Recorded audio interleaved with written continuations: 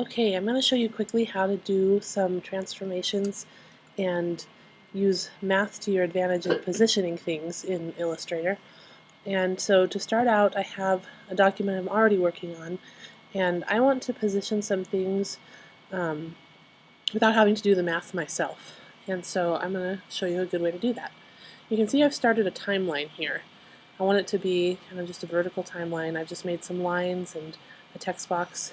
And so what I'm going to do to make this quickly and easily is select what I already have, these lines and box, and what I could do here is make a copy of it, paste it on top, but there's actually a really great way I can move it and make a copy at the same time.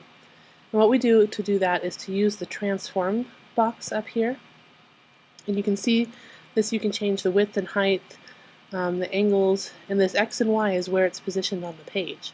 And if I do some math in these boxes, it will reposition things for me. I want to do the Y value because I want it to change where it is up and down on the page. So to do that, I can add or subtract values in this box. And the nice thing, let's see, for example, if I added 1 inch plus 1 here, it moves the entire group 1 inch. But what I want to do is make a copy and move that 1 inch.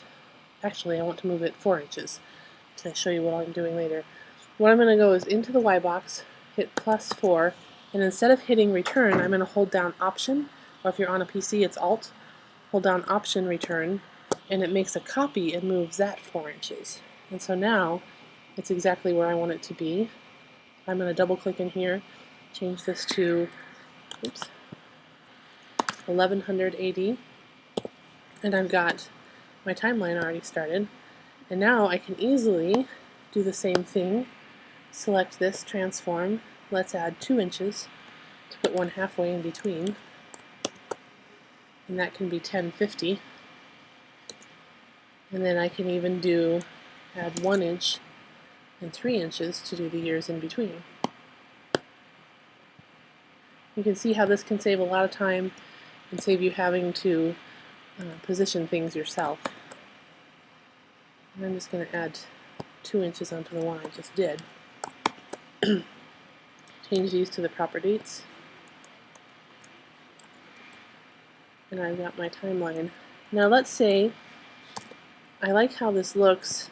Maybe I want them to stretch out a little more to fill up the entire vertical space I have. So I'm going to make groups out of each of these. To do that, I do Command G or Control G if you're on a PC with each of these to make them into a group. And when it's a group, it acts as if it's one object. And I'm going to pick, my first one is in a good spot. My bottom, my 1100 AD, I want to move that a little further down.